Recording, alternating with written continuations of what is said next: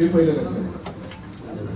त्यावेळेला मी तुम्हाला इतिहास सांगत होतो, मोरारजी देसाईंनी गोळीबार केला, त्याच्यामध्ये 107 जणांचं बलिदान झालं. 107 हे रेकॉर्डवरती आहे. पण त्यावेळेला इथे आम्ही नेहमी किंवा अनेकदा सांगितले, एक पत्रकार बाई आल्या होत्या परदेशी, ताया झिंकिन नावाच्या, आणि त्यांनी एक पुस्तक लिहिले ते माझ्याकडे आहे, रिपोर्टिंग इंडिया.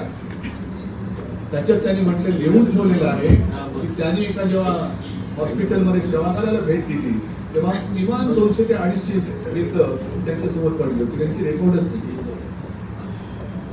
एवढं सगळं बलिदान करून आपण मुंबई मिळवलेली आहे. आणि तीच मुंबई म्हणजे मी तुम्हाला म्हटलं, शिवसेना त्यांना का खतम करायचे? कारण मुंबईचा घास गिळायला शिवसेनेखेरीज दुसरा कोणत्याही काटाऱ्यांच्या कशा टाकू शकत नाही. म्हणून त्याने शिवसेना खतम केली. एकदा का मुंबईमध्ये शिवसेना खतम केली तर आम्ही मुंबई महाराष्ट्र गिळायला मोकळे झालो. एक पाप आपल्या हात होता. आणि एवढी तुम्हाला फक्त विनंती करायला हवं, तुम्ही तुमच्यातला जोश हा आहेच, पण हा जोश मला 16 जानेवारी सुद्धा दिसला पाहिजे. जल्लोष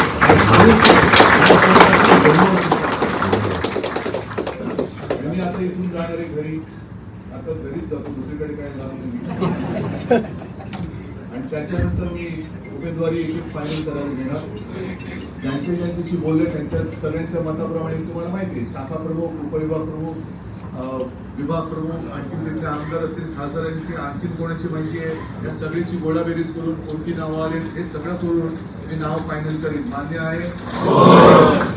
अनेकांना उमेदवारी मिळणार नाही.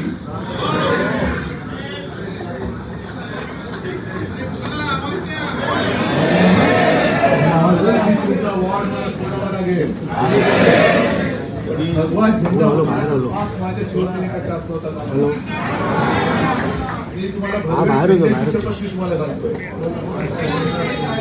ही भगवे झेंड्याची शपथ आहे. केवळ मीच नव्हे,